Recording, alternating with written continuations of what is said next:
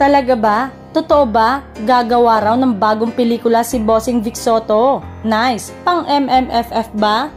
Sana raw. We'll see. Sino makakasama ni Bossing kung sakali? Hindi raw leading lady kundi leading man daw. Samantalang game si Vic Soto na makasama sa proyekto ang kapwa niya TV host comedian na si Vice Ganda. Sa TikTok video na ibinahagi ni entertainment reporter MJ Marfori, sinabi ni Bossing Vic na hindi naman daw siya mapili sa makakasama sa trabaho. It's not impossible. Siguro in the future, why not? Wala akong pinipili, say ni Vic. Surprise naman ang isinagot niya nang tanungin kung balik pelikula na ba siya sa 50th anniversary ng Metro Manila Film Festival.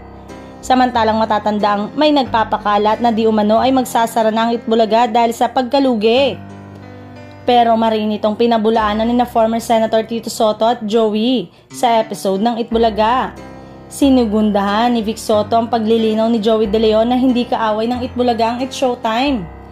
Aniya, kalaban o katapat daw nila ang show sa noon time slot at normal lang na may rivalry.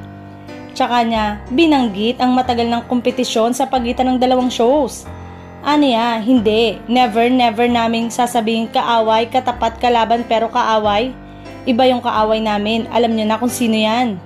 Iba yung kaaway sa kalaban. Yung kalaban, it could be a friendly competition which has always been the case with Itbulaga and Showtime. Ilang taon na kaming magkatapat, mananalo kami, mananalo sila. Yan ang nagpapasaya ng tanghalian ng Pilipino, so ba't ganun na lang?